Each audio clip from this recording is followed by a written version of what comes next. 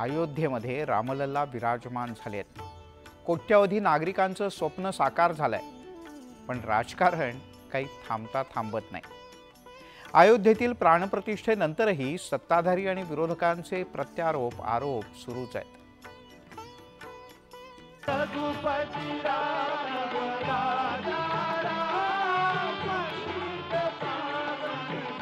भारतीय नागरिकांच्या कित्येक पिढ्यांनी पाहिलेलं 500 वर्षांचं स्वप्न अखेर साकार झालं। अयोध्येतील मंदिरात रामलल्ला विराजमान झाले। कोट्यवधी भारतीय नागरिक भक्ती रसामध्ये न्हाऊन निघाले होते।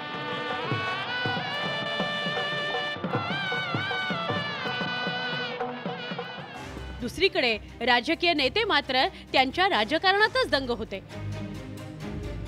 अयोध्येत रामलल्लाची प्राणप्रतिष्ठा हा भाजपचा निवडणूक कार्यक्रम असल्याची टीका विरोधकांनी केली। निवडणुकीच्या वर्षात आणि लोकसभा निवडणूक अवघ्या 2.5 ते 3 महिन्यावर आलेली आहे आणि हीच वेळ साधून प्राणप्रतिष्ठेचा सोहळा आयोजित करून त्याचा निवडणुकीत राजकीय फायदा घेण्याचा हा डाव आहे, अशी टीका विरोधकांनी केली। नक्कीच त्याला एक राजकीय उत्सवाचं स्वरूप जरी आलं असलं, पॉलिटिकल इव्हेंट्स मध्ये भारतीय जनता पक्षाचा हात कोणी धरणार नाही जगात, बरं का।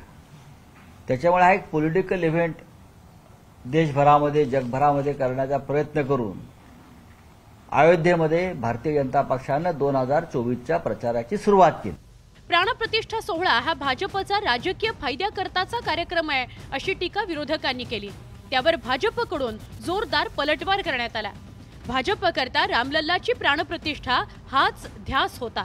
त्याकरता भाजपनं 4 दशकांचा लढा दिला होता, याकडे लक्ष वेधत आशिष शेलारांनी ढोंगी भक्तांना राम कसा पावेल असा टोला विरोधकांना लगावला।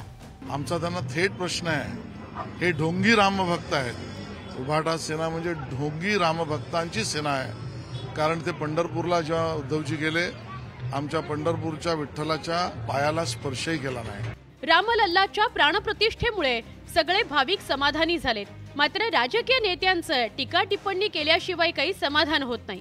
आता प्रभू श्रीरामांनीच या नेत्यांना सद्बुद्धी द्यावी। Bureau report, news 18 Lokmat. अयोध्येतील